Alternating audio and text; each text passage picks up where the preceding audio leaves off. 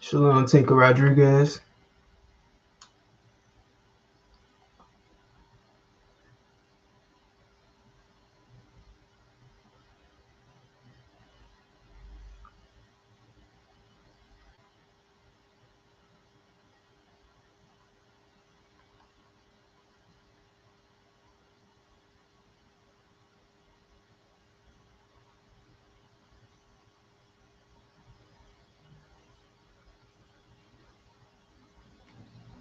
Just give me a minute. I'm sharing the class like everybody else should be doing. Baba Kushar. You could go ahead and share the class. Hit the like button. About to get started in a second. Also, bring your questions. You got any questions about the Hebrew? This is the place to ask it. You know what I'm saying? If you really want to learn some Hebrew, if you in this class for a reason, you should be asking questions.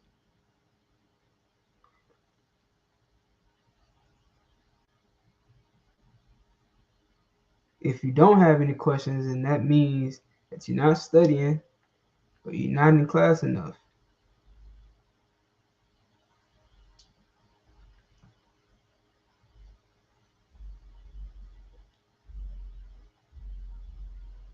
Or you just know all the Hebrew.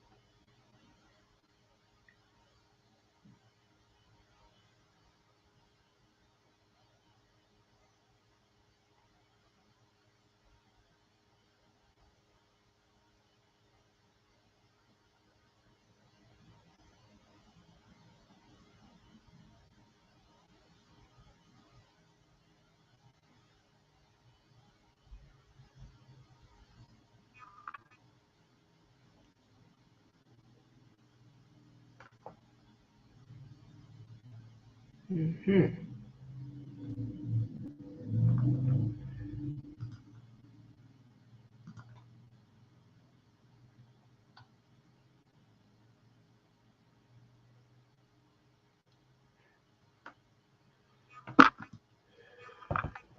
All right, so this is the Lashawan Qadash class. Lashawan Qadash means holy tongue, holy language in Hebrew. All right, I am priest and officer Itazab. This is the Israelite School of Universal Practical Knowledge, ISUPK, started at 1 West 125th Street, Harlem, New York, and the Commanding General Yahanna. We are the priests and prophets of the Bible, the men of the Lord. You know what I'm saying? If you are not of the ISUPK, you have no authority to teach anything regarding to the Bible. That includes the Hebrew. And this is why you'll find cats who say stuff like Shalom, you understand, and Shabbat Shalom. You understand? These are not traditional things that the Israelites would say according to the Bible. All right, there's no Shalom in the Bible. All right, so before we go into the lesson, let me get Ecclesiasticus. I like bringing this out.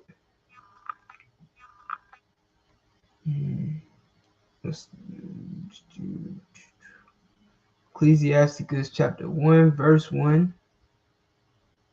I'm going to share my screen.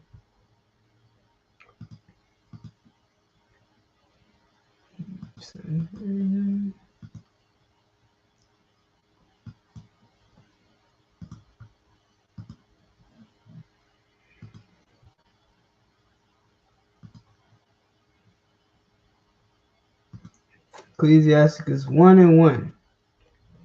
All right, let me get to the heart of it. It says, wherefore, let me entreat you to read it with favor and attention, and to pardon us wherein we may seem to, Salaki, my camera's kind of in the way, seem to come short of some words, which we have labored to interpret.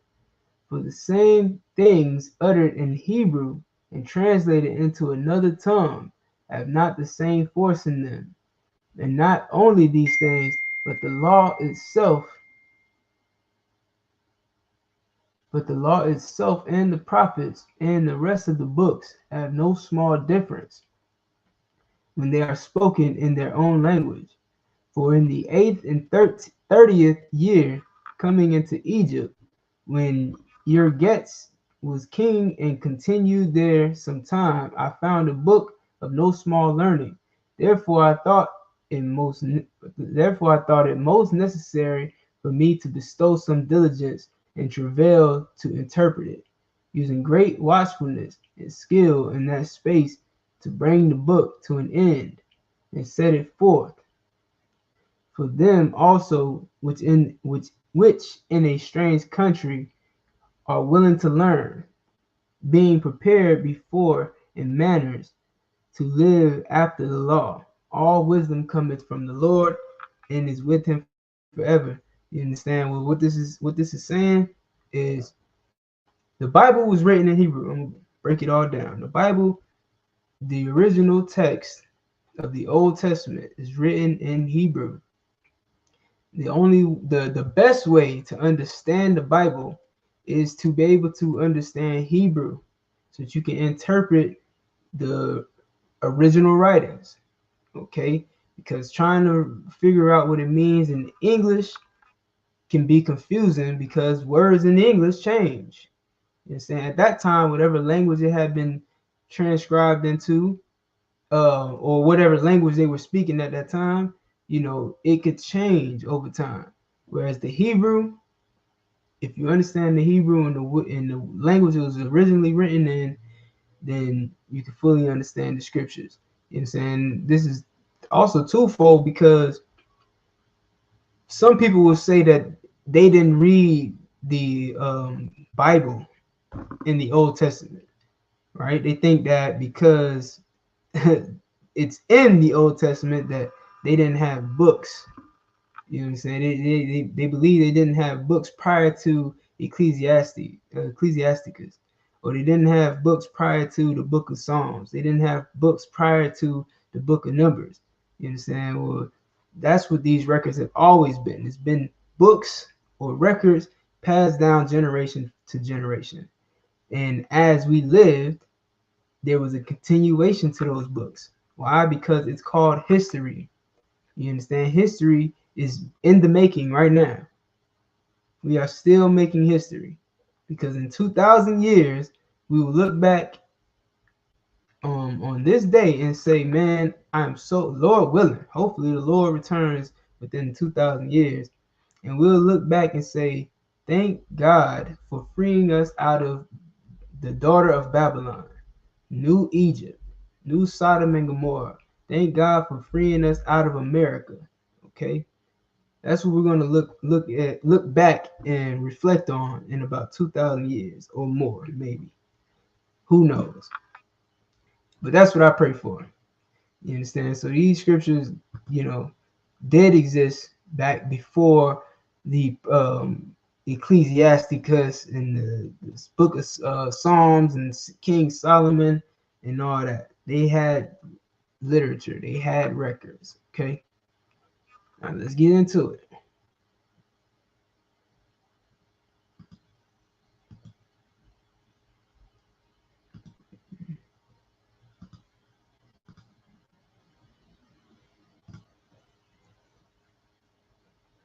Oh shoot! You know what? Put this in real quick.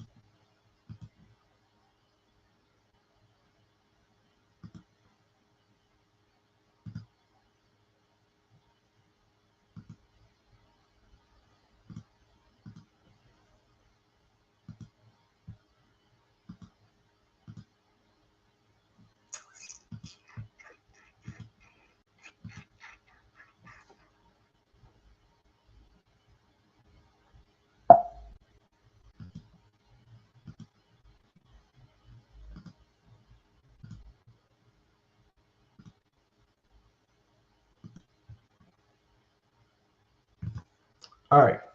So this is a word that you're familiar with or should be familiar with. It's called a preposition. Prepositions are or is a word governing and usually preceding a noun or pronoun and expressing a relation to another word or element in the clause, as in the man on the platform or she arrived after dinner. What did you do? Well, it's like what did you do it for? Okay, so if you guys should be very familiar with prepositions and how we use them. This is the Oxford Language Dictionary definition of it. I believe it's Oxford. I believe they use Oxford powered by Oxford Languages. So yes, this is the Oxford definition of preposition.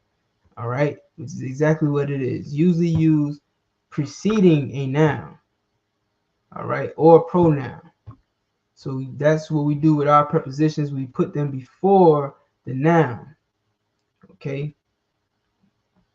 Noun being name, right? So when we say in the name, we would say ba ha shum. Ba and ha are your prepositions. Shum is your noun, which means name.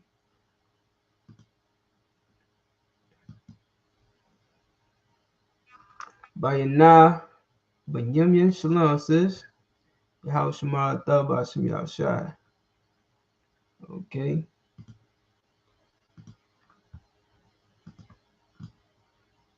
So we put our nouns up on the board.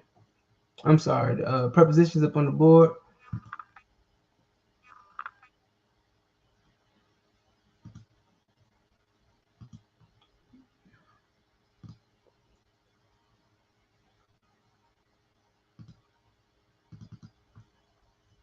Okay. We got ba, ha. Make sure I got all of them.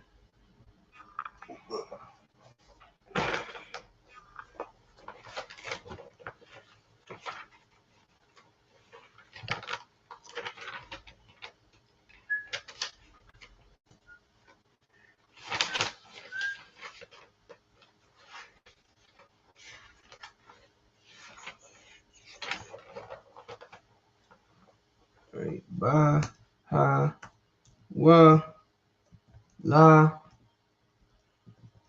ka, sha.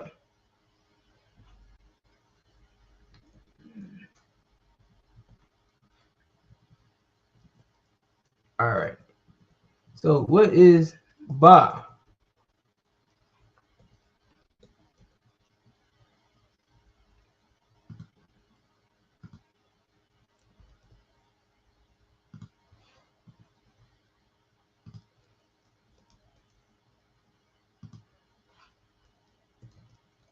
Ba is in.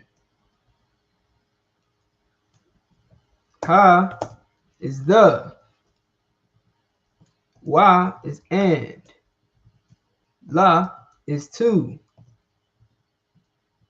If you ever wonder why we say La Yasha Allah when we sip wine during the Sabbath service, it's because we're saying to Israel.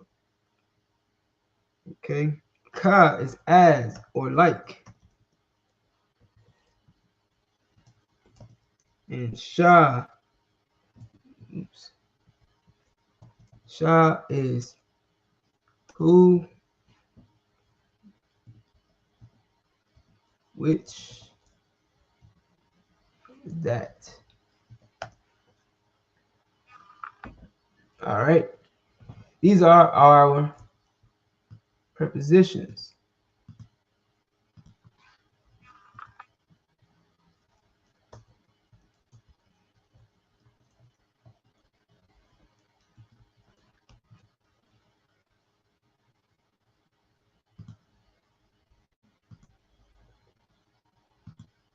Mhm.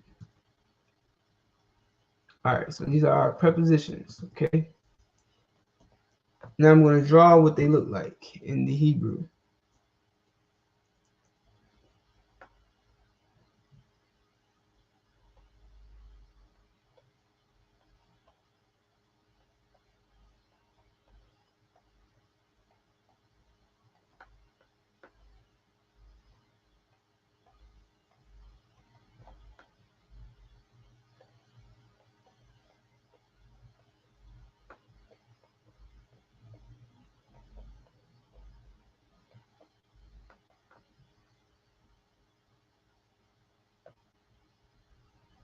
Okay, this is the ba.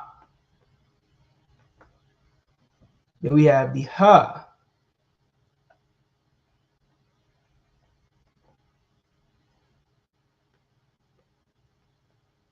We have the wa.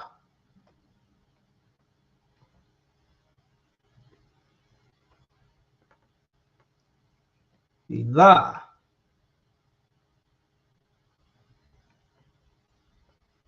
The ka.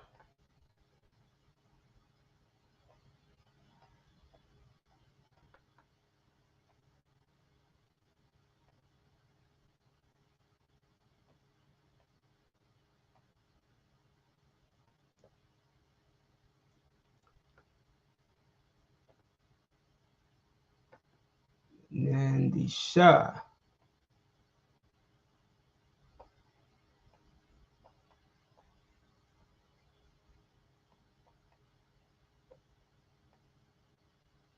Okay, something like that.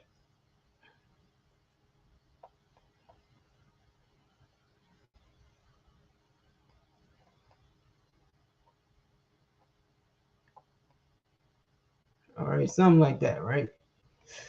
It's the sha. All right, ba, ha, wa, la, ka, and sha are prepositions. Now, let's go back to Oxford language.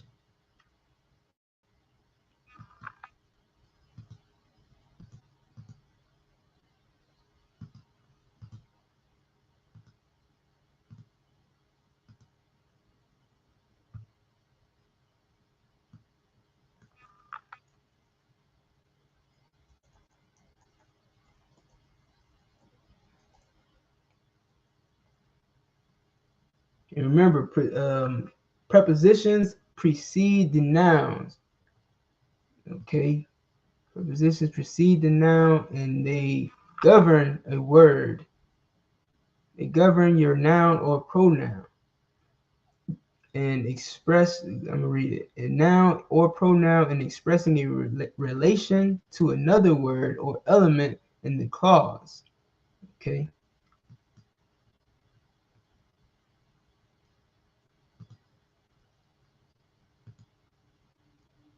All right, now we have possessive pronoun. A possessive pronoun is a pronoun indicating possession. For example, mine, yours, hers, theirs, right? So we pretty much know that one. That's self-explanatory. So it's possessive pronoun. The difference between a possessive pronoun and an object pronoun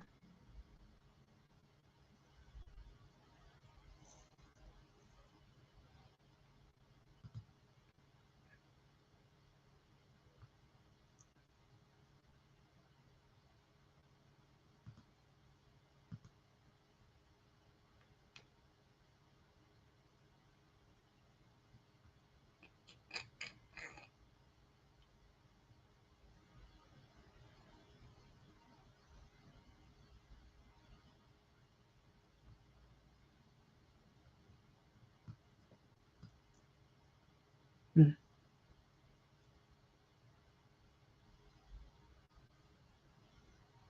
All right, I guess I'll just use Wikipedia.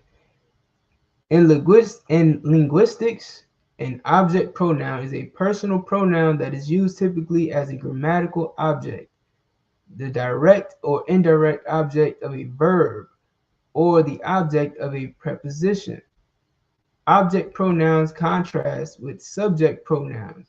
Object pronouns in English take the objective case, sometimes called the oblique case or object case. So what an object pronoun does is give possession to an action. Okay, like you did this, he did this, she did this, we did this. Okay, he, me, she, we, us. You understand? These are words associated with object pronouns. All right, so we're going to show those on the board.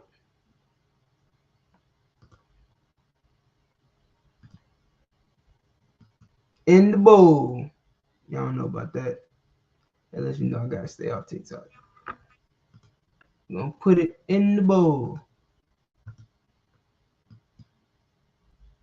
All right.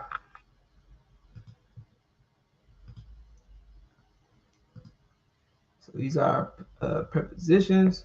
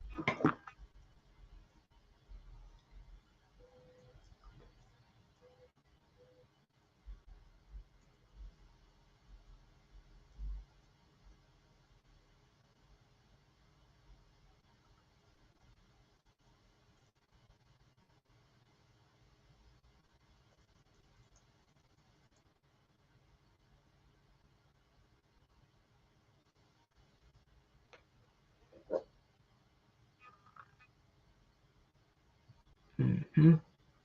All right. Ya, ka, wa, ha, nawa, come, kun, ma, and na are all possessive pronouns. All right.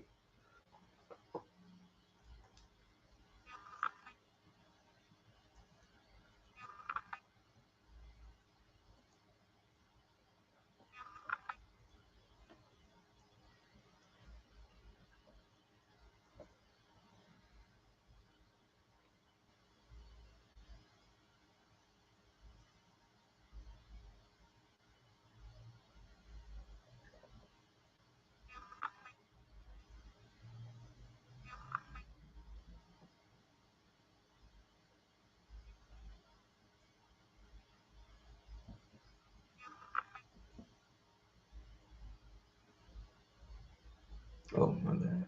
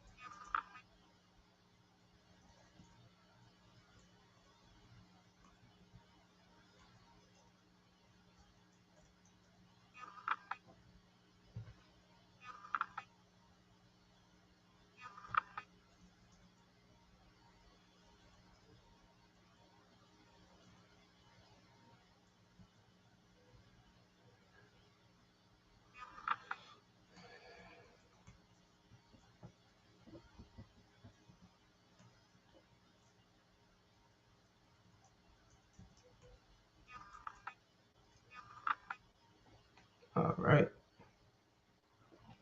So we got our possessive pronouns, which are ya meaning mine, ka meaning your, wa meaning his, ha meaning hers, nawa meaning our, come meaning your, masculine and plural, kun meaning your, feminine and plural, ma meaning their, masculine, na meaning their, feminine. Right? And here's how you write it.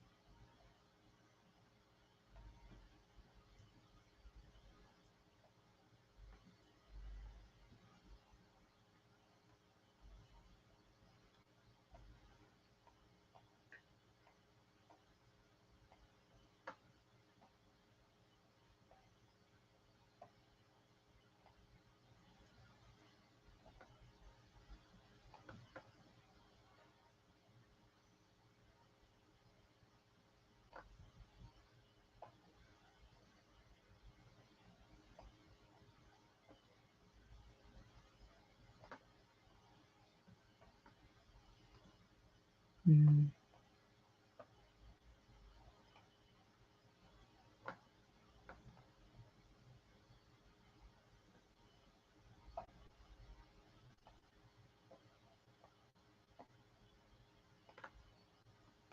All right. So these are all the possessive pronouns.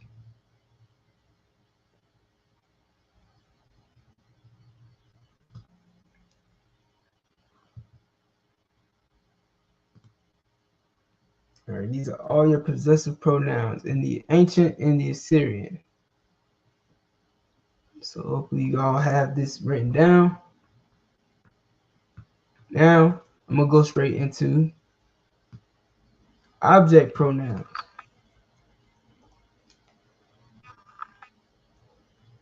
And they're exactly the same. Only thing that changes would be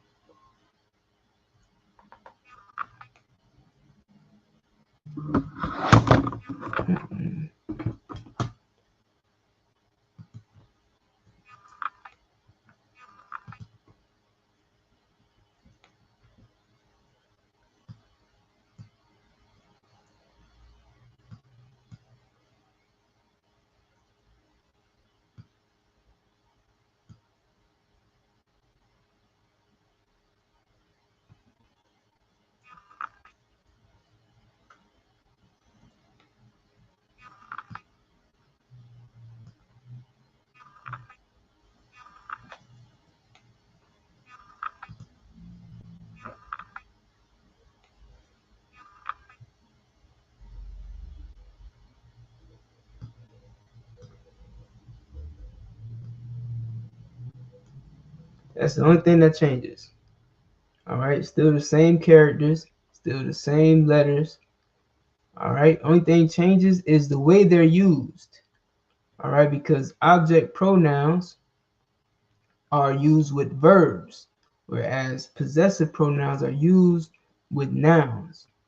All right, and all of these, both of these, are used at the end of a word. All right.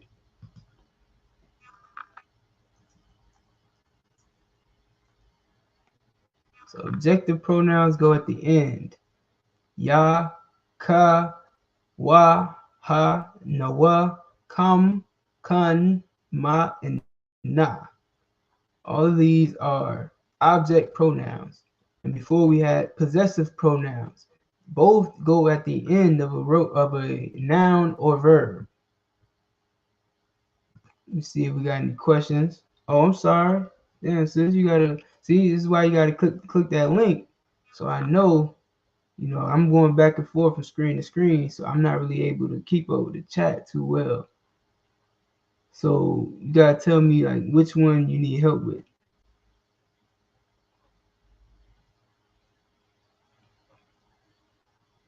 Can I say the definition of possessive noun?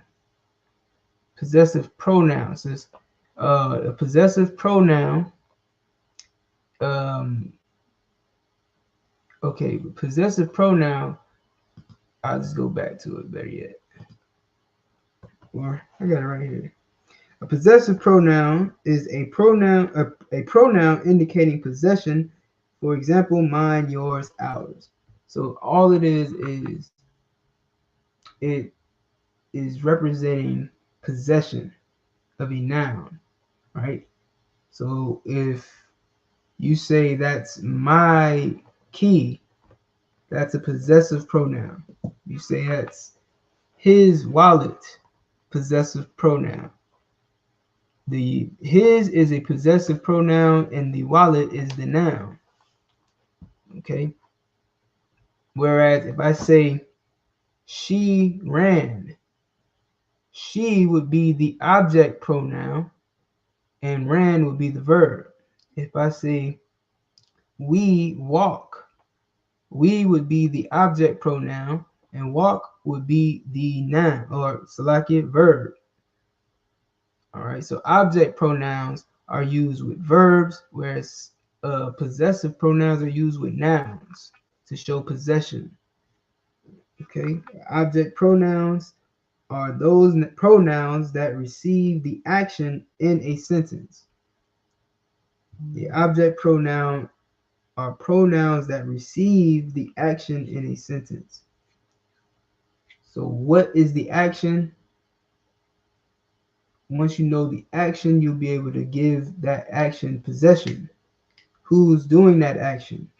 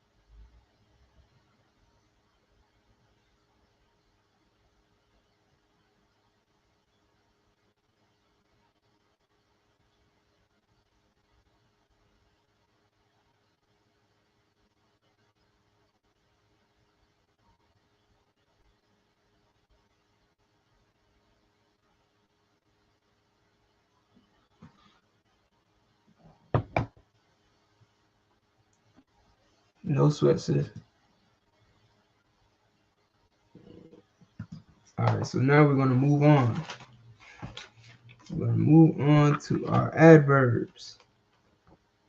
I'm going to show you a few adverbs and explain to you what an adverb is.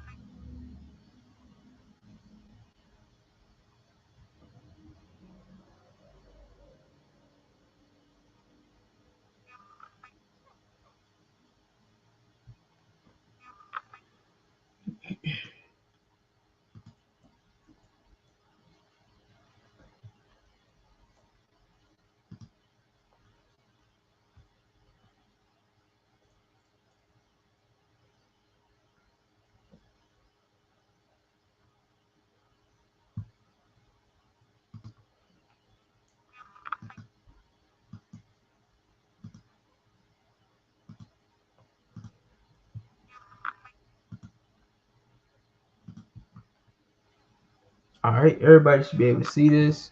This is the definition of adverb. An adverb is a word or phrase that modifies or qualifies an adjective, verb, or other adverb or a word group, expressing a relation of place, time, circumstance, manner, cause, degree, etc. Ergo, gently, quiet, then, there. Example: students are encouraged to pair back adjectives and adverbs in order to let the action present itself. Okay, I don't like the definition because that means you got to go and look up other words, which is not a bad thing. I actually like looking up more words, but for the purposes of the class, I need a better example.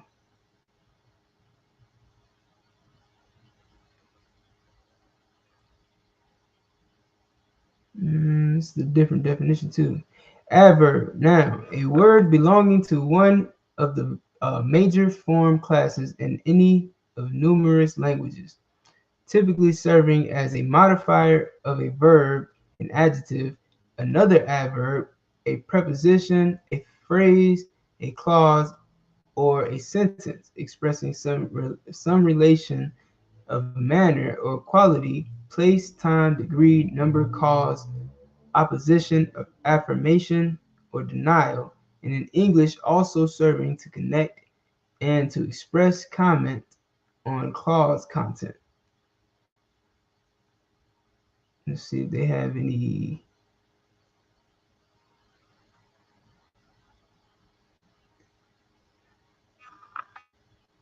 examples.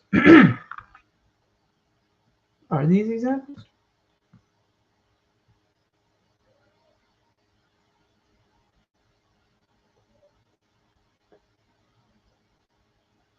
This is a good way to look at it. Adverbs are words that usually modify. Okay, I don't really need that, but an adverb answers the question when, where, how much, how long, or how often. The elections are coming soon. Soon is the adverb. They only shop locally. All right, locally is your adverb. They are happily married. Happily is your adverb. The roads are very steep. Very is your adverb. He stopped by briefly to say hello. Briefly is your adverb. My daughter calls me regularly.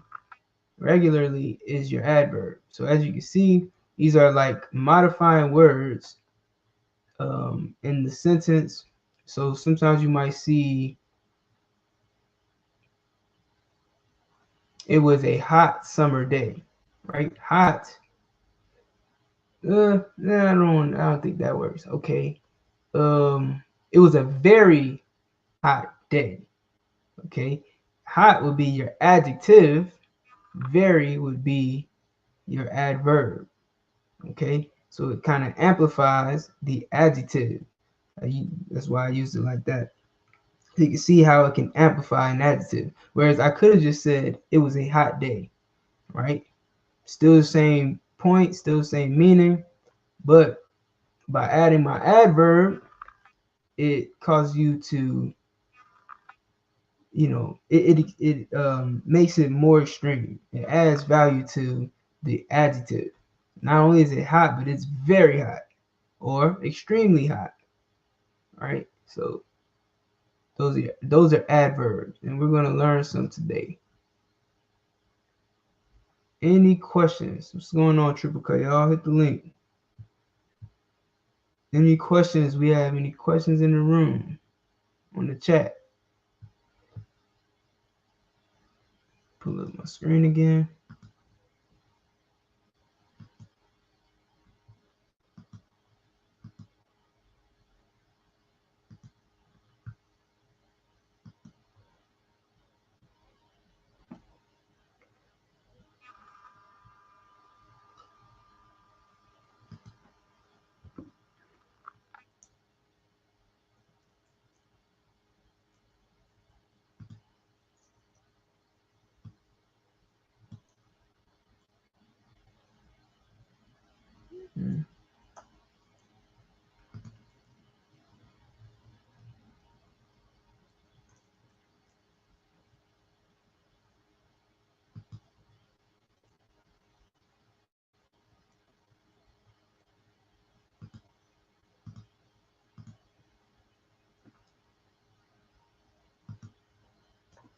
All right.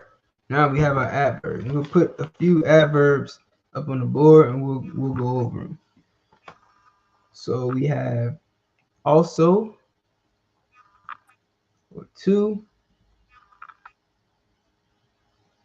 We have always,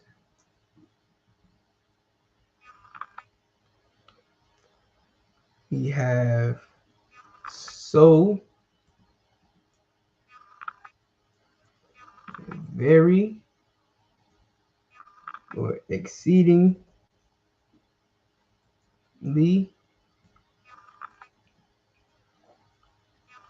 that, now, soon, and almost for now. These are the adjectives we're going to work on today. And then if I have time, I'll try to show you how to use these in a sentence, pairing it with other Hebrew words. Okay. Adverbs, also, to, always, so, very, or exceedingly, that, now, soon, and almost. So how would we say also? Also is gum. Gum. Like when we read the prayers in Psalms 83, we say Gum Ashawar, right? Gum Ashawar is also Assur, right? Also the Assyrians. That's gum. Gum is also, or to.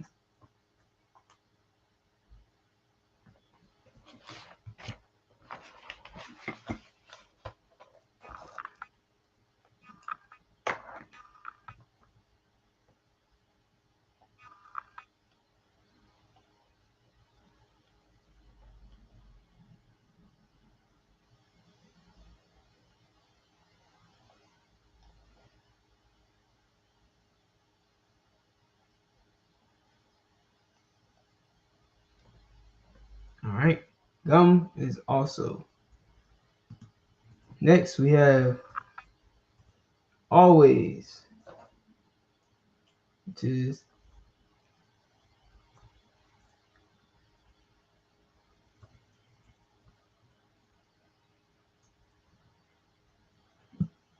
thumb yad. All right, thumb yad, which is always.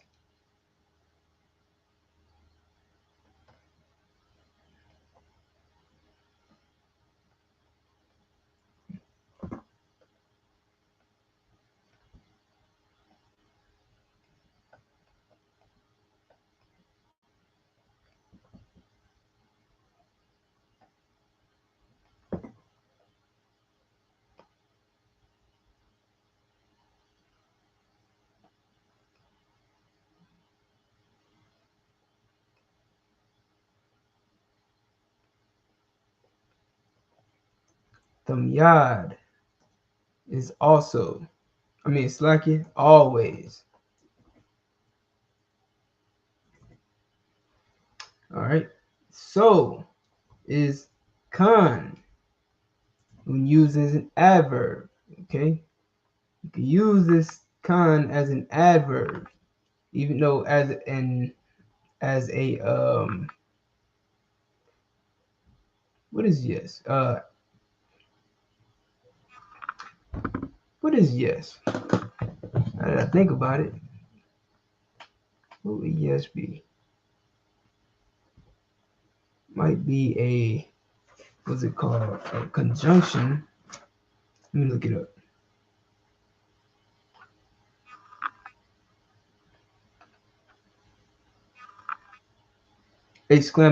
Exclamation. Okay, yeah, obviously.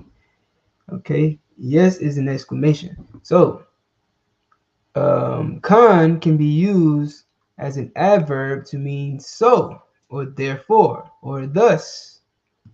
All right, which I'll put that up as well, because I know sometimes you read this old English and you might see a therefore, whitherto, or hitherto, and stuff like that. You understand? Well, I'm going to show you what it means in Hebrew, so that way you can know what you're reading.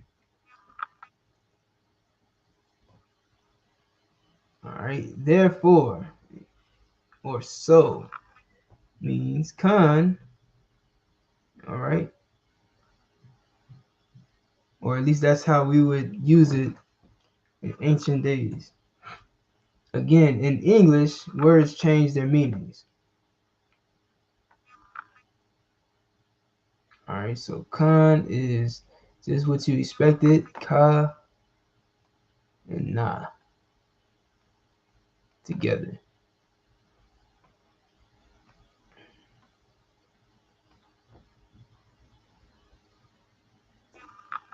Next, we have very or exceedingly, which is ma'ad.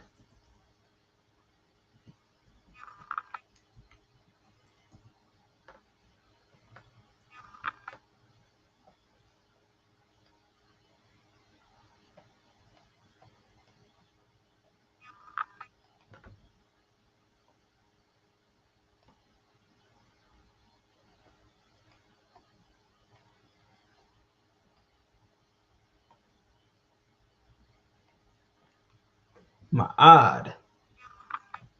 Hold up. Ma'ad. Ma'ad is very or exceedingly. Okay. So, like I was saying earlier about very hot, you would say ma'ad, or if you want to say a very hot day, you would say yawam ma'ad kham. Okay. Yawam ma'ad kham, which is very hot day. Why? Because adjectives go after the noun.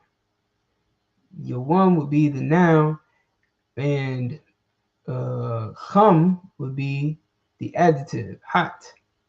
Ma'ad is your adverb.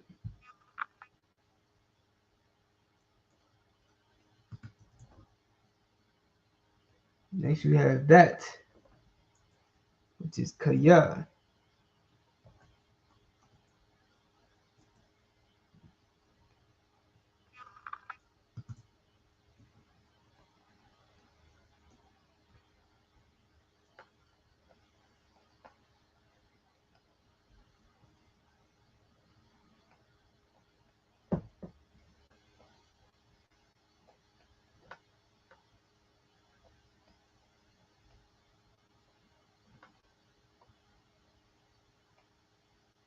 This is another word you might have seen pretty often in the Tanakh, kaya.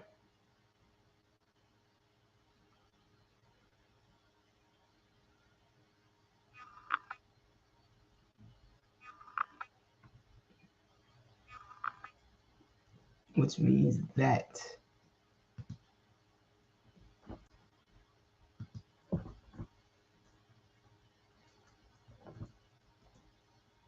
Next we have noun, which is aitha. Let me make sure I ain't got no comments. Real quick, no questions. Shamar, shalom, sweetie.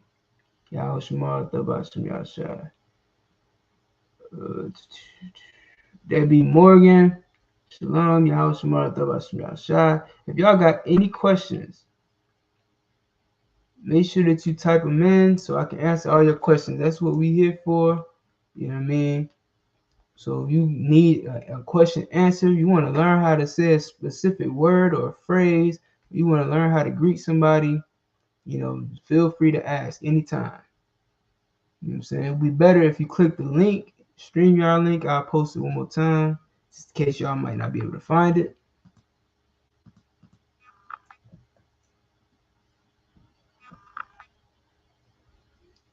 All right, there you go. So at any time, if you feel like jumping in, just hit that link, and you can ask any questions. Of course, it's good to interact and get first-hand knowledge. You know what I'm saying? Get your hands dirty. That's how I learned the best, me personally. You know what I'm saying? I need to get my hands on it. All right.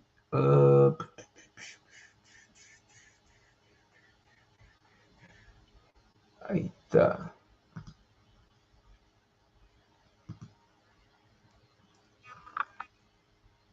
Um,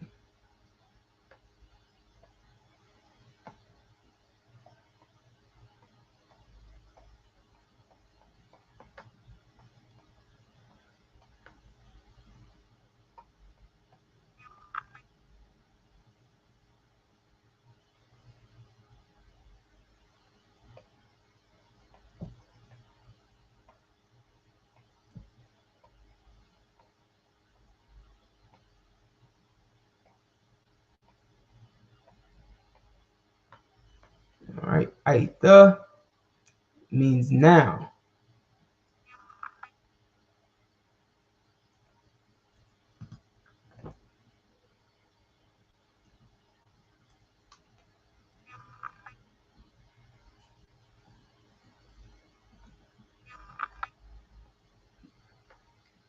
Mahar means soon. Not now, but soon, shortly.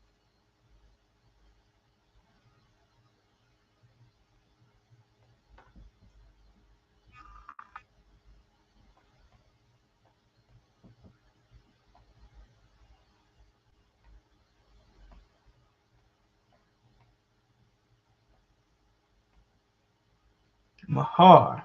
Maharat. Mahar. And lastly, we have almost, which is ma'ait or ma'aita, but not mate. Ma'ait.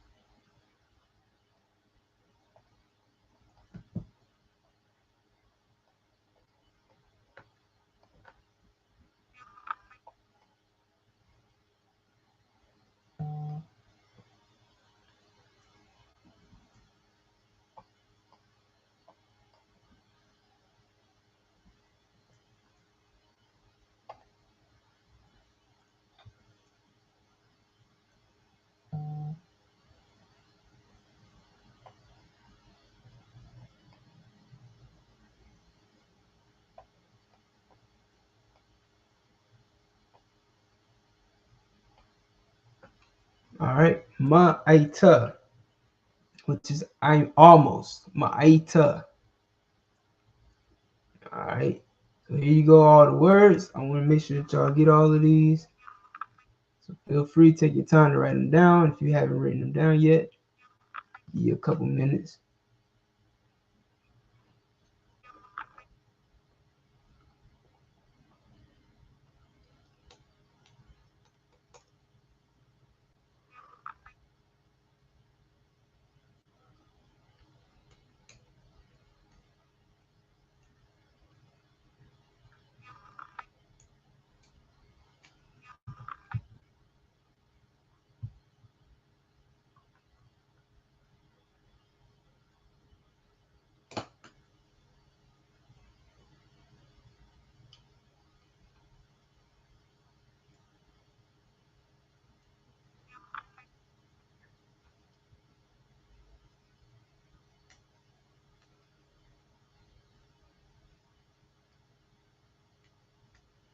Mm-hmm.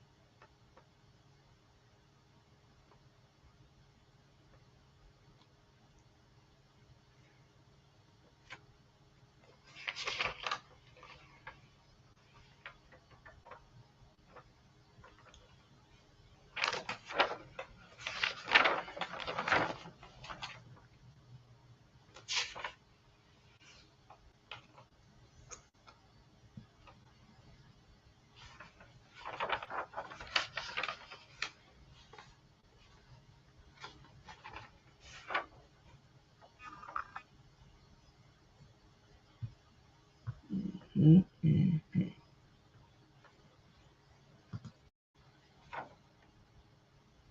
All right, so I guess everybody good to go. I mean,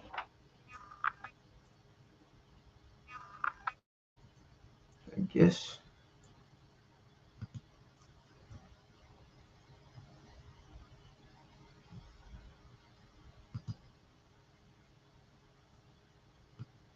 So I'm gonna leave these over here to the side just so we have them on deck. We're gonna start to put words together. All right. So we'll take one of our adverbs, for instance.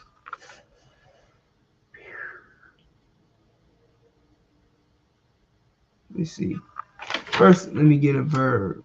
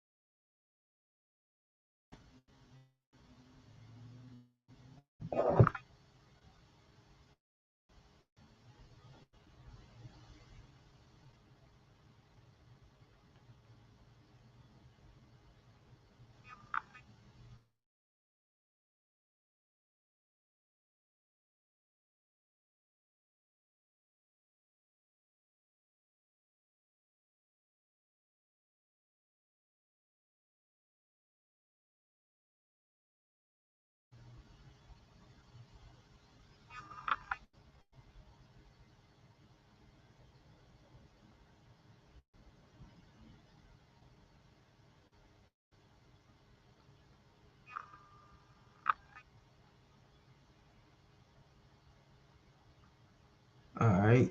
Quabar. Quarab. Select it. Quarab.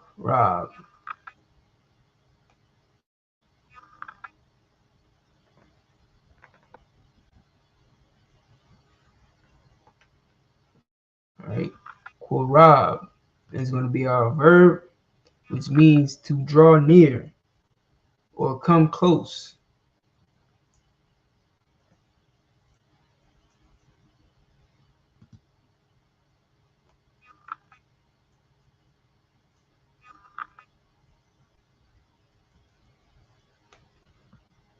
All right. Qurab means to draw near or come close. So now we're going to add, and we're going to do two things. We're going to add an adjective, and we're going to add three things. We're going to add an adjective, an adverb, and a preposition. Maybe a possessive pronoun as well. We're going to add in all our elements that we just went over today. Okay. So first word that we're going to start with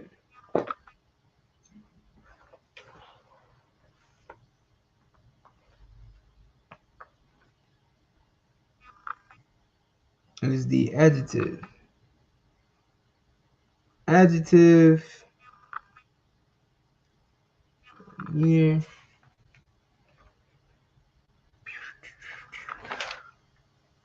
When can I use it? Near is kind of like a adjective already.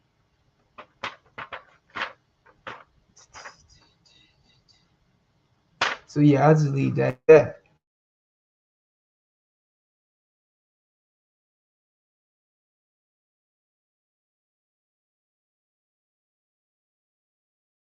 But I will add the adverb. Yakarab.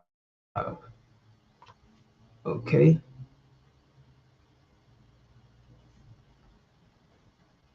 Here's what I do. I add a subject pronoun.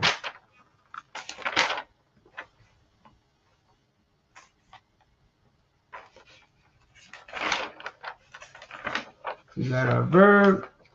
We got our adverb. Let's put a subject pronoun up for teaching purposes, right?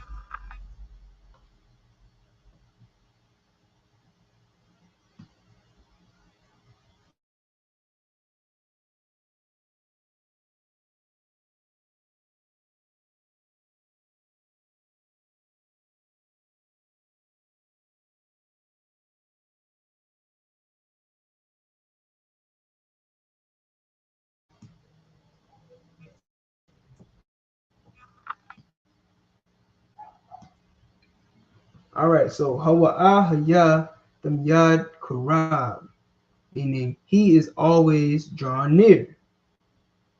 Okay, the Hawa'a is he, always Haya Salaki. Haya'a, which will actually have another A. Haya'a is or being or exist, right? Haya'a means is, Damyad always, Kurab drawn near. Okay, so that's one way you can put these words into a sentence. Let's try another one.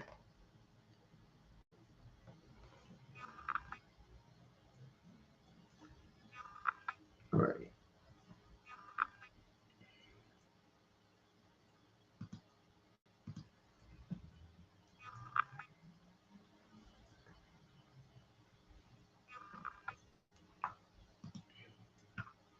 Now go. Very simple. Now go would be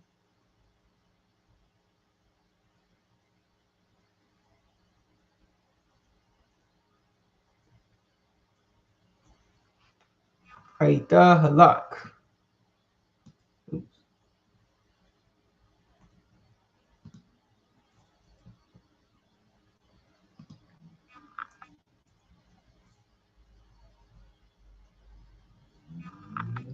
Aita Halak is now go. All right. Aita Halak. Aita is our adverb.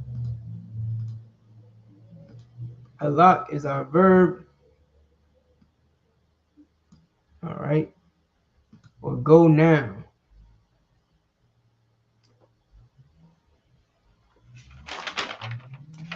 Let's throw an adjective into that.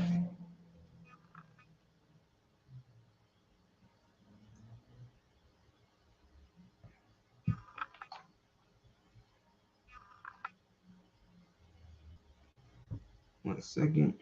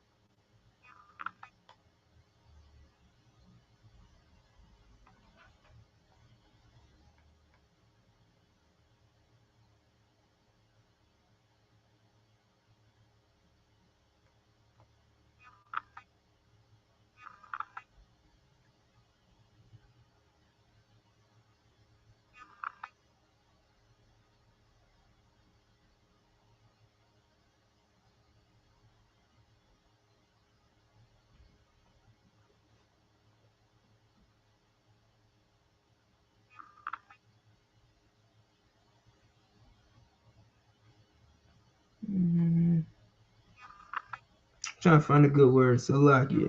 One second. One that'll go with this. Anybody got? Let me check if anybody has any questions. So like you said.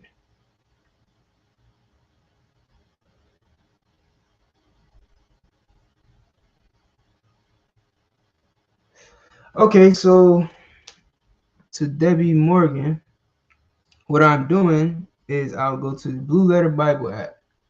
All right, so if you go to your Blue Letter Bible app, you can search for words that you already know. Like you can type in a word and it'll pop up somewhere in the Blue Letter Bible.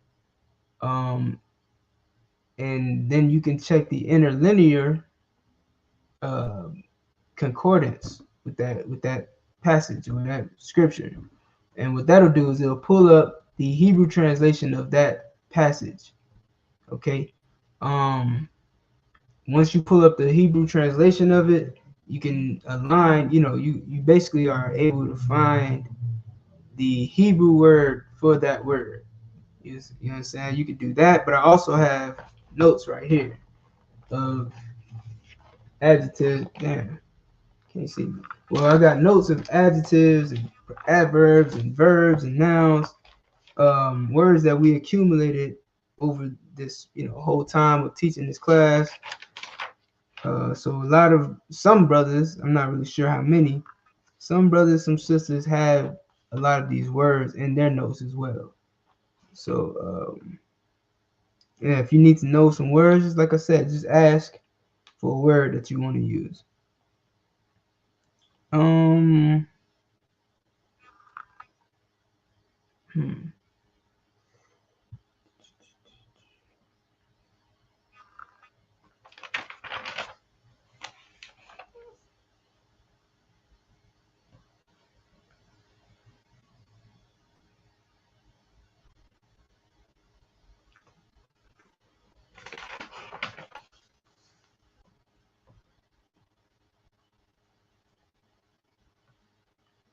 Okay.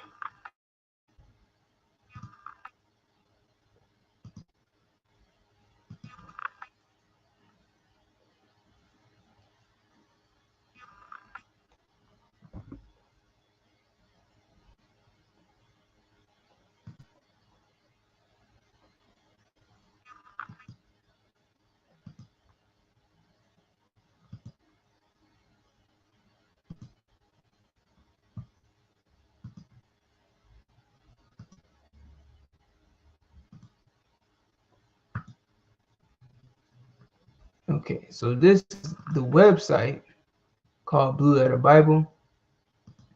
But you can also get the app on your phone. But you should be able to pull this up on your web browser at any time. Just go to blueletterbible.org. All right, it's spelled just how it sounds, and you can type in literally any word. So let's say, for instance, you want to look up beautiful. Oh, I put it in the wrong spot, but it'll be fine. So now, this is going to show you, this is your search results. It's going to show you everywhere in the Bible that the word beautiful is mentioned. It's going to highlight it in red. All right, so they're going to give you the Old Testament, and they'll probably give you some New Testament as well, Romans, Acts. Now you can filter all that stuff out. It's, that's a whole nother thing or whatever. But what I do is I just type in my word, go to a verse. I read the context usually just to see if it's used in the context that I'm looking for. And if it is, then I'll click this right here, Genesis 29 and 17. Genesis 29 verse 17. Once I click it, it'll take me to it. It's right here. Click it again. I don't know why I did that. Oh, it took me to the chapter. So it'll take you to the chapter, then you just click on it again. Now it'll bring you to each word. And this is what's called the interlinear concordance, the Masoretic text. All right. And you can click through these different options, and it'll show you all this different stuff. This is the Septuagint. This is the forward tab. This is the reverse tab. So it's going to show you the English first, then the Hebrew. Forward is going to show you the Hebrew, then the English. I mean, you can play around with this. I don't really do too much with this, but this is your word right here, beautiful, which is yapa. This is the root word for it, yapa. Okay, but if you go back to the reverse or the forward, whatever, and you scroll down, you see beautiful here. Here's your concordance number. So this number is, very important to have, in case you're ever looking for this word again and you need to find it in the concordance easier. Instead of searching for the word, searching for the verse that you found, if you know this number, then you'll know, then it'll bring you right to the meaning of this word. Because when I click on it, it gives me the whole breakdown, the whole lexicon breakdown. All right, so you got the transliteration, you got the way Esau pronounced it, you got the part of speech it is, which is an adjective. All right, And then your root word is your pa. All right. Then you have the KJV translation counts, meaning how many times it shows up in the King James Version Bible. It shows up 41 times. And it has, all of these meanings, all these words, all share this same Hebrew word, yapah. Okay, so fair, beautiful, well, fairest, fair one, beauty, beautiful. These are all words that are used throughout the Bible in these different instances, in these 41 instances. So each of these have the same meaning, have that same Strong's number, H3303. All right. And right here we see it means fair, beautiful, handsome. Strong's definition from H3302, which is the root word, which is the same thing, except, there's like some type of pronunciation that Esau put on it. That's what these Nikuds and the Geshes are. It just add different types of pronunciations. But I mean, if you really want to go to the root of it, the etymology of it, you can go here, which is H3302. All right, so now it says a primitive root, meaning this is as far as this word goes back. This is the root of the root word, and it still means the same thing. But this time it only shows up 8 times in the King James Bible. It still means fair, still means beautiful. It has the same definition breakdown. All right, your pa, primitive root. All right, to be fair, beautiful. This is the Strong's Concordance lexicon. All right, so that's pretty much the breakdown of it. Keep scrolling down, you'll see other places, the other sources or whatever, which is just giving you more descriptions of the word. And then you scroll down some more. These are the other instances where it's used. Those 8 times, those 7 other times where it's used in the Bible. Okay, so this is how you would find words. This is, pretty good way to find words. Some people use 2-letter lookup, which I guess I can show you real quick. Nobody got no questions anyway. You the only one got questions, sis, so I got you. So here's what they call a 2-letter lookup. Some people use it, some people don't. But you're able to put the actual Hebrew word here or type the meaning here, right? And if you don't have a Hebrew keyboard, then the Hebrew letters are right here for you to type in. So let's say I wanted to look up the word meaning. Code, I guess. Let's look up the word code. Oh, look at that. 2-letter lookup is not working.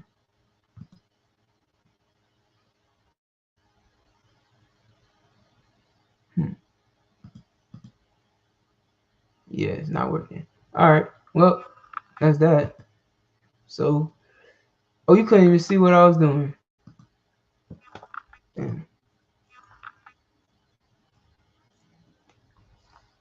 Just to make sure I'm thorough, let me show you real quick. Just to show you what I was doing. All right. So I was at this page. Like I was saying, you could type in the Hebrew word here. It just says word starts with. So you would type in the first 2 that word. These are the Hebrew letters if you don't have a Hebrew keyboard. And you really only have to use 2 letters, right? But unfortunately, 2-letter lookup isn't working right now. This is being fixed. Sorry. Okay. But you will be able to just type in 2 characters and it'll pop up a bunch of different results. Or you could type in the meaning, like beautiful, right? And then it'll go and retrieve the definition, or it'll retrieve the words that mean beautiful if it was working. All right.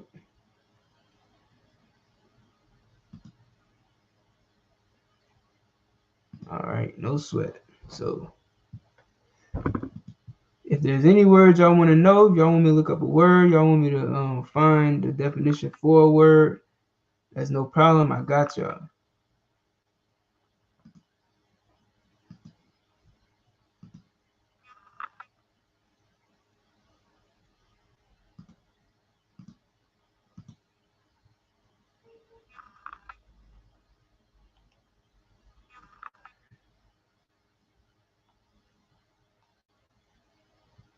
All right, so let's do a different word combo real quick.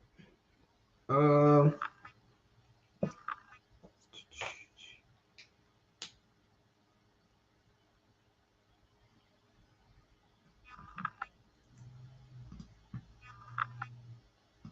wow, I had that.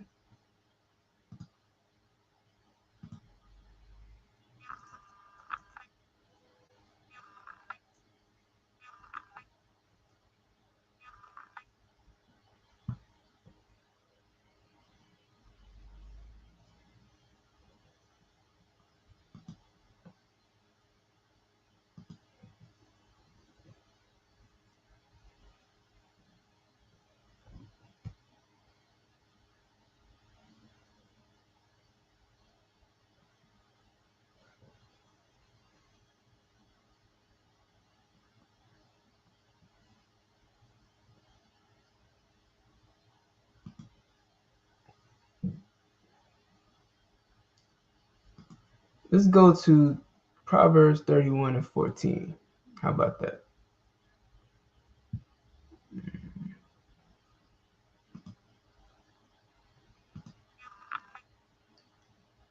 How do you say on and off?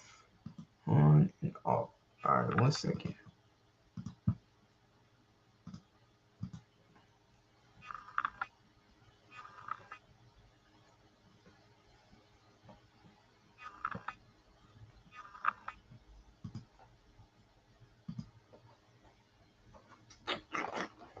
Where the heck is my phone?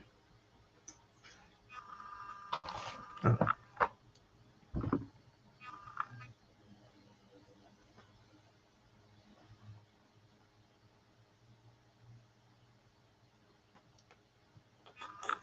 Well, we know what on is, or upon. So okay, when you say on, right? Um, there's different words for each word, depending on if it's a verb, adjective, noun, so on and so forth. So when you say on and off, I figure you mean like to turn on and off, like there's a setting on and a setting off.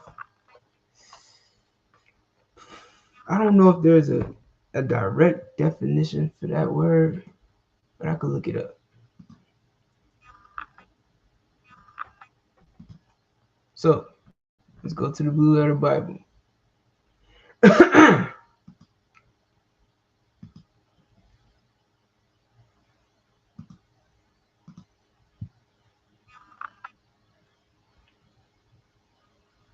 See, like, okay, in this context, in Genesis 2 and 2, it says, and on the seventh day, right? So the on here is not like something is on or something is off, right? This is saying if like it falls on that day, right?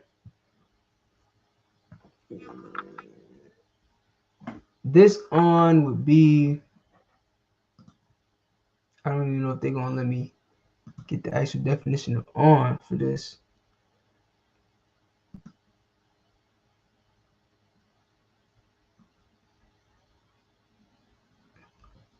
All right, so this would be Ba Yawam, right? Ba Yawam is in the day, right? So like this on is really like in, or Yeah, like it falls on that day or it's within that day. You feel what I'm saying? It's not the same as on as in on and off. Let me see if I can get this. Yeah, okay, so on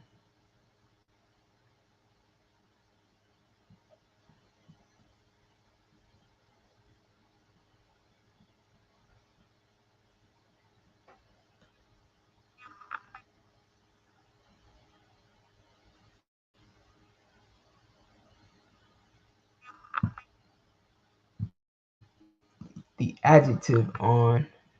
Let me see. Let's go back to it.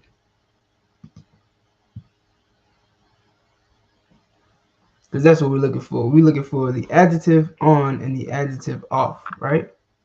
Not on like you something is uh, upon you.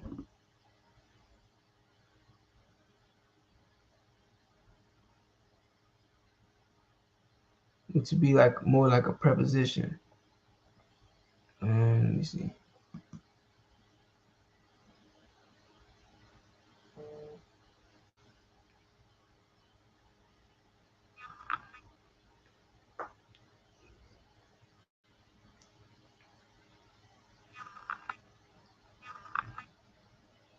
Hmm.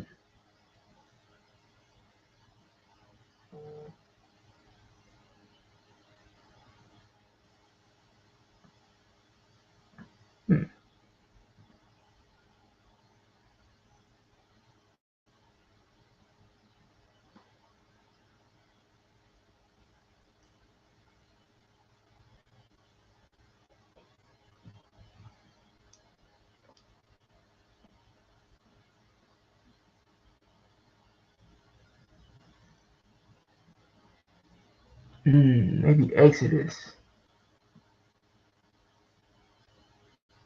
No.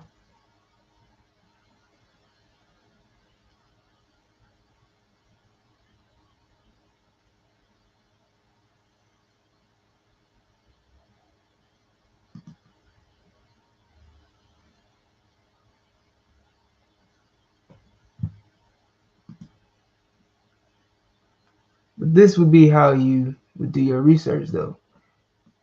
Just go to Blue Letter Bible. I don't think this is it.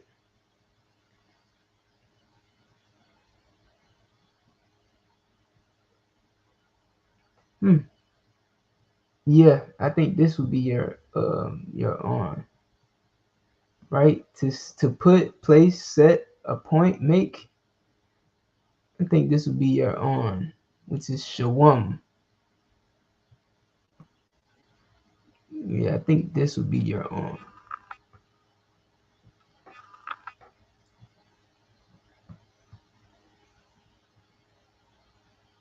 So, if I'm not mistaken, this would be the shawam. I'll ask for clarity. You know, I asked a brother over me, a priest over me. But I believe this H7760 would be the on that you're looking for. Shawam, right? Shawam. Let's see, off.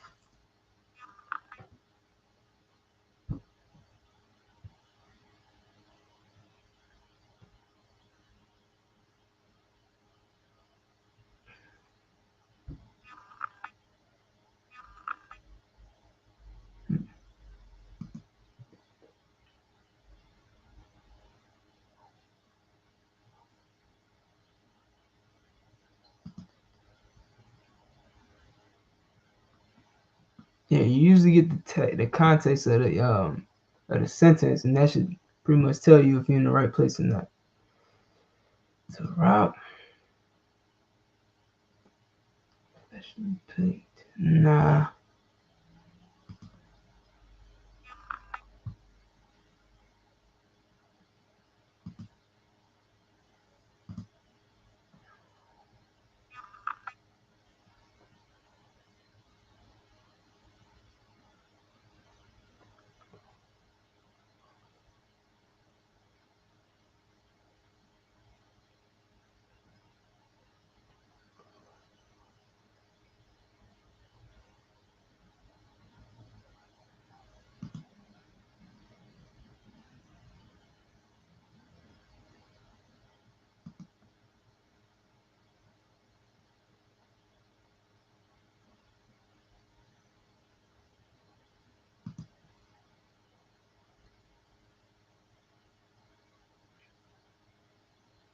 Yeah, this is that aisle.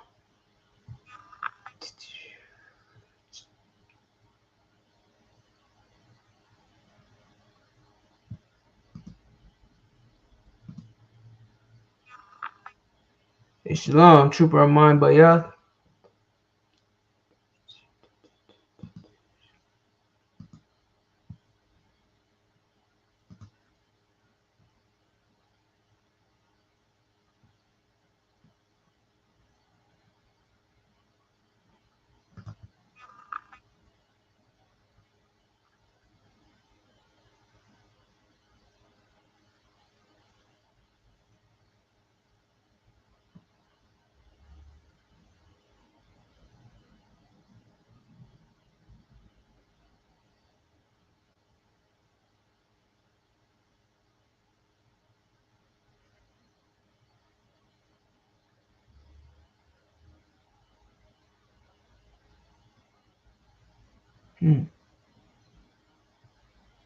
I would probably have to go and find like a synonym and look that up. Let me see.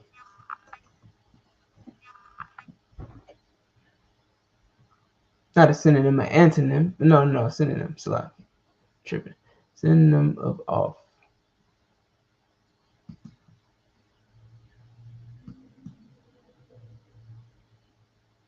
Away, down, out, fro. Apart, hence, aside, elsewhere, abroad. No, those are adverbs. Adjective. Off. Unacceptable, bad, poor, deficient, from hunger, lame, bastard, wanting, terrible. Let me show y'all the awful, pathetic, sour, ill, pathetic, bush, flawed, whack, brutal, wretched, crummy, lacking, maybe lacking will work.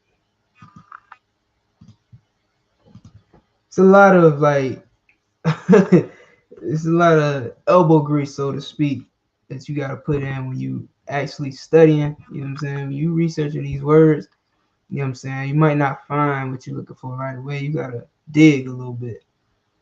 Let me see. Lacking.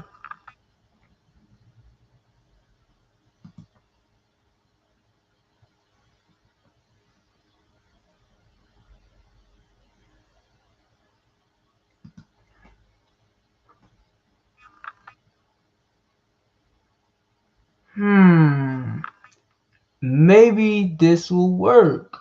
To cease, right? Shabbat, which is rest. Desist. Yeah, I think this would work. Now, here's the thing too about words that we use in the school. As tradition, there are certain words that we use for certain meanings, and you know, some words we have reserved for other meanings. So you might want to actually, you know, well, I could ask, someone like General Muhammad who can tell me, is this the word that I want to use for off? Like to turn something off or to make it cease? Could I use the word Shabbat? But if you ask me, I mean, that's pretty much it. Or unless you want to say something like stop. If you want to say like something like stop, maybe Itazab would be a good word, but I'm not really sure like if that's what you're trying to go for.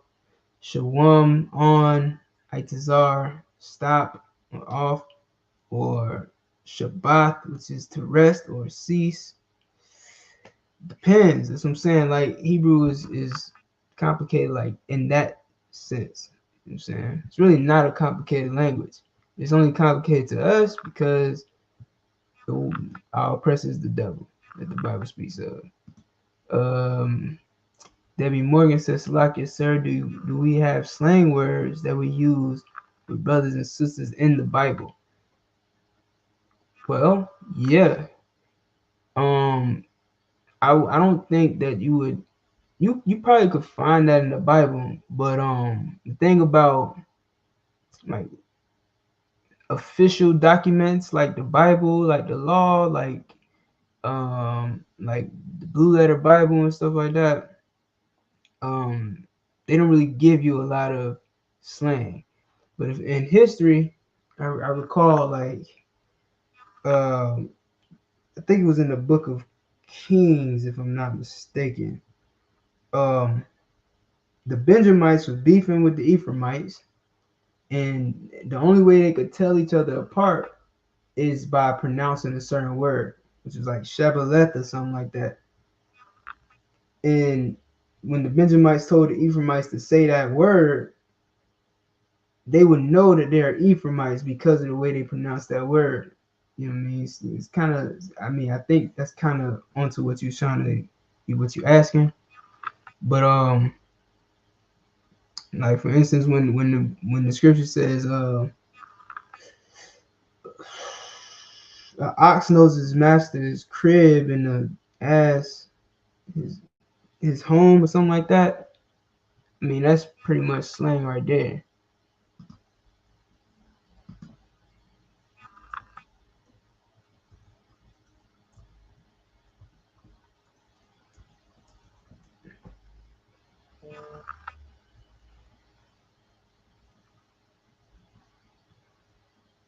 Mm.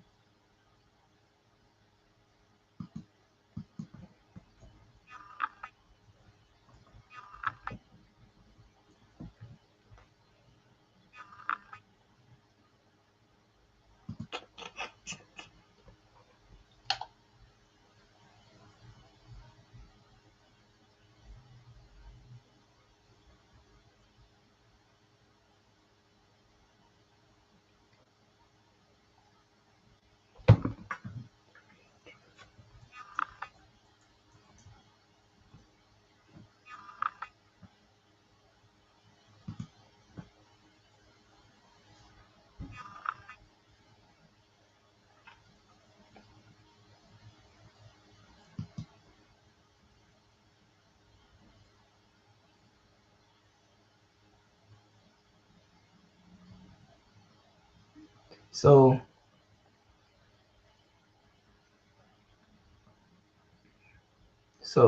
right, when it says the ass is master's crib, the definition for it is manger, crib, feeding trout. You know what I'm saying? But of course, we know that to mean it's talking about they're talking about the home. But you see what I mean? Like they're going to give you the literal translation of that word. All right, they're going to give you that literal translation of the word crib, which is abawas, right? Or the root word will be abbas. Let's go to the root word. All right, to fatten, to feed. So abawas literally means a feeding trough. You know what I'm saying? Or trough, however you want to say it. It's giving you the literal meaning of that word. But sometimes we use words like literally we use words that literally mean something but represent something else. All right. When it says give not your bread to a sinner or whatever, it's talking about your money, your wealth. But it's using the word bread literally. Well, at least it's described literally. Lacham, which is bread, which is something you eat. You know what I mean? So, but we know that it's talking about actual money. So of course we did use slang, like we spoke like that, but you're not gonna really be able to, unless you black, unless you know a black person, an Israelite, you won't really get that they're speaking slang because you'll be literal. You mean white people are very literal when they read the Bible. They'll go look up the definition and it's like, see, no, it's talking about real bread. They're talking about a loaf of bread when we know that that's multi-layered. It's not just talking about bread that you eat. It's talking about money. It's talking about dough, cheddar, cheese, feta. You know what I'm saying? Guap. All of these words mean the same thing, but to someone who's literal, They're going to look up these words like, oh, guap is such and such. You know what I'm saying? Cheese is made out of milk.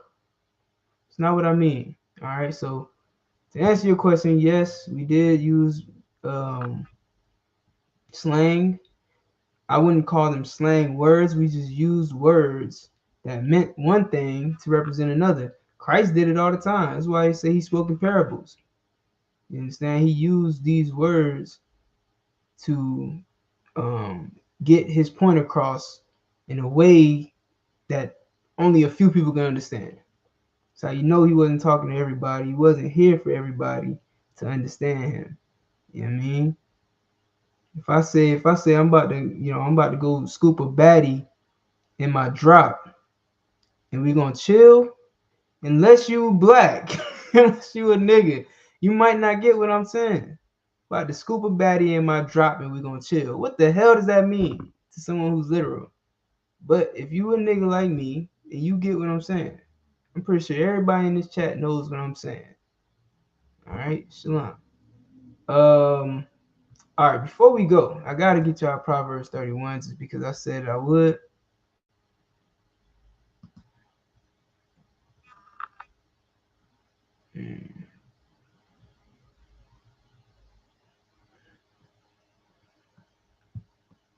All right, so y'all see the board, right? Or y'all see my screen?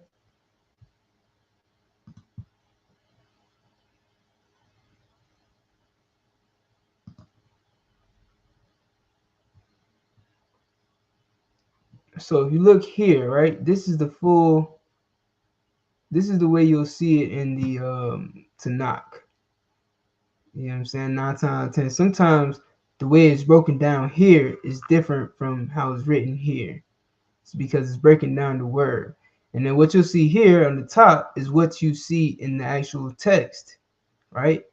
Ka ana yawath, ka ana yawath, which is here, but the root word is underneath it. And as you can see, as I hover over it, it shows you, it tells you, root. What the heck?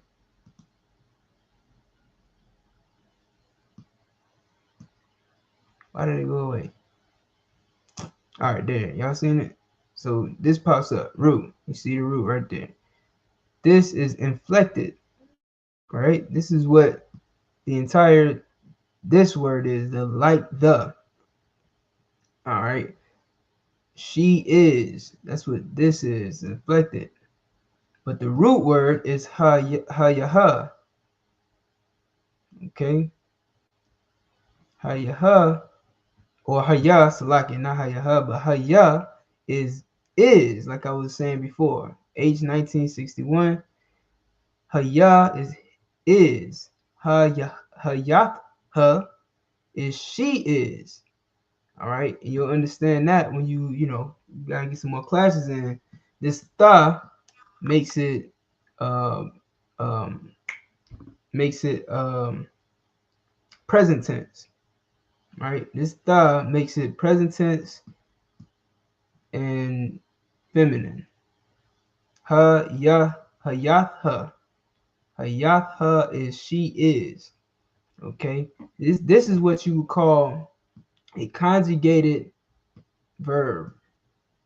Haya is the haya is the verb, and we conjugate it to make it present tense by adding the tha between the ya and the ha. Now it's hayatha, which means she is. All right, she is like the. All right, now let's go to H591 just to see what this word is. Right, so we got anya or anyaha, which is a ship, men of ships, seamen. Okay, so let's go back.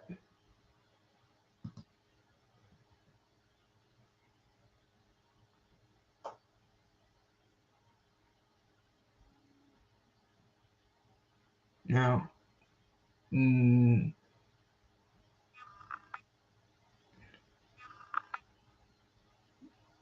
So this is the root word anya unyawath,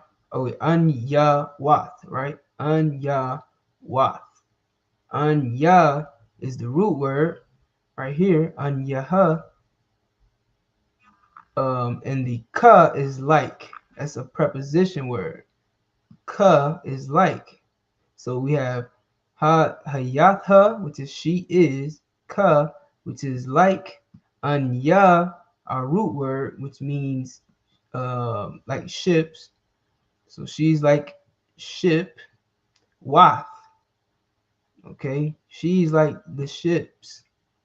She's like the merchants ships, which is the next word. Merchants is sawak or sawakar. Root word is sakar. We'll see what sakar means. All right, to go around, go about, travel about, go about and trade. Right. So sakar is like a merchant, like what you see here. Trade, merchant. Okay. Someone who travels and does trade. So she is like the ship of the merchant. Why? Why is this word after the ship part? Because it's an adjective. Adjectives go after nouns. All right. It's a merchant's ship. Ship is the noun. Merchant is the adjective, and it's after the noun. As you can see, it's highlighting both of these words. You understand? But it only shows up one time here. You see what I'm saying? Because, like I said, it's broken down a little differently here. Because it's trying to break down this sentence in English. And in English, it's going to tell you she is like the merchant's ship. But this word means like the merchants or like the ships. This word means merchants. So she is like ships merchant, right? So there's no need for this one here, but because the English put the ships after the merchants, it's got to break it down again. So that's why it shows up twice here, but only shows up once here. I hope y'all following along. I know it might sound a little confusing. So this word right here means merchant. It's a car.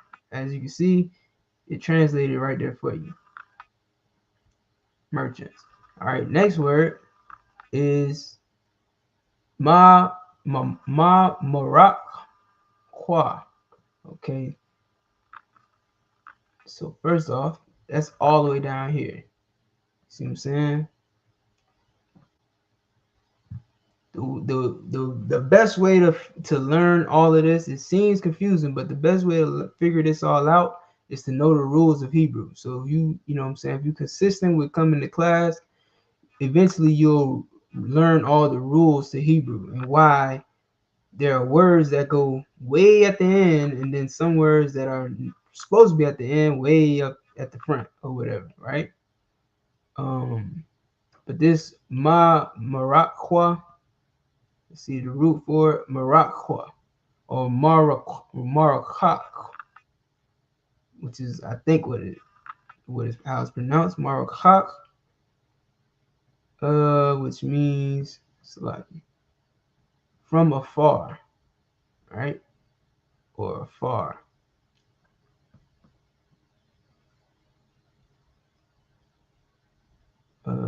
Food is lakam or lakama. Lakama, the ha makes it feminine. The lakam is bread. This word right here, this is our root. As you can see right here, lakam is bread, i.e. food. This is why it says her food. Lakam is bread. Ha makes it feminine. So anytime you want to make a word feminine, you add ha to it. Right? If it's just a regular root word and you want to make it a feminine word, like for instance, shamara, right? Shamara, the root word in shamara is shamar, which means watch. But because it's a woman's name, because it's the sister Shamara's name, you add a ha at the end to make it she watches or she is watchful. Okay, that's what the ha does at the end. Shamar ha lacham ha. All right. Let me see. Hold up. Where we at? Sapar ma marakak tha baya'a. Tha baya'a. Tha. Okay. Ba wa'a is the root word. Ba wa'a means to go in, enter, come, go. Ba wa'a. All right. This is a verb. Primitive root. This is a primitive root verb.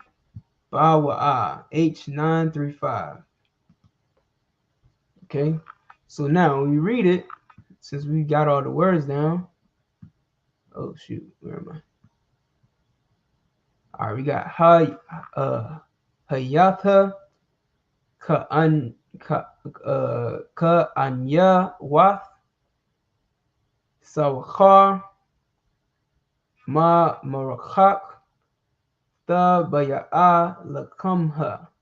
All right, she is like ka is like anyawath ships, so she is like ships.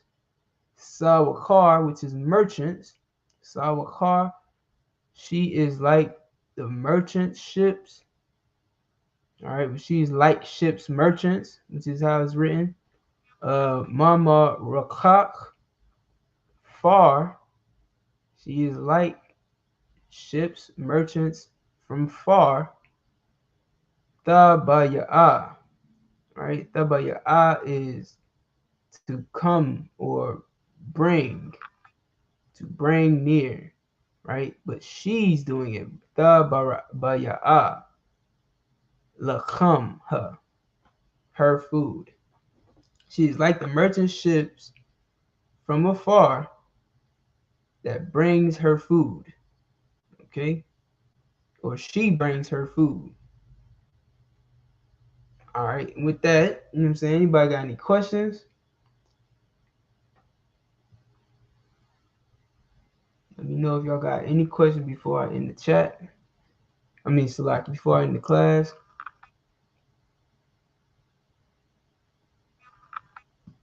By the way, this is, if you didn't realize, these are all your nouns and adjectives, right? Like I said, the merchant is the adjective. The like is your preposition. And the anyawat or anya is your noun. You got she bringeth, which is a verb. Her food, lakum her, another noun. From afar. All right, this is afar. Wait, whoa, my bad. Did not mean to do that.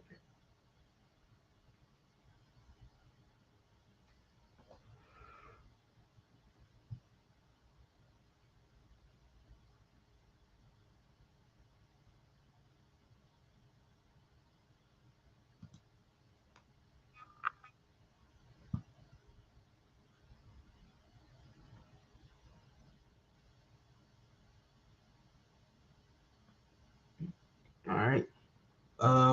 Marakak is a noun, masculine noun. The word rakak. Rakak, to be or become far. Be or become distance, be removed, go far away. All right, so that's how you use Blue Letter Bible, in case y'all was wondering. You know what I'm saying? We just got a crash course on Blue Letter Bible. But it's a good tool to have. Whenever you want to confirm how to say something in the Bible, a good place to start is by going to your Blue Letter Bible if you don't have a concordance.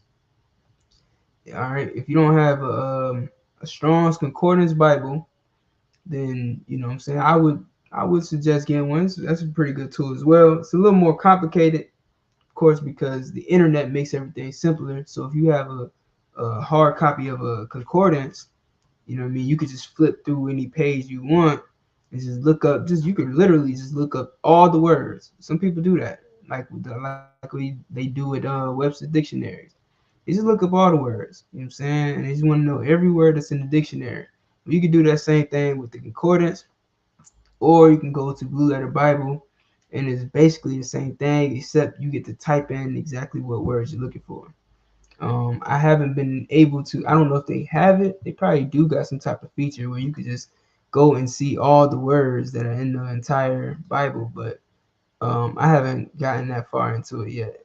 So with that, the water for y'all being here. I appreciated y'all company. I hope y'all learned something. You know, be here next week if you want to learn some more. You know what I'm saying? Come with your questions.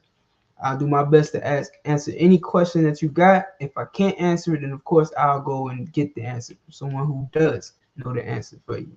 All right, tomorrow we will be holding a Sabbath service here in Florida.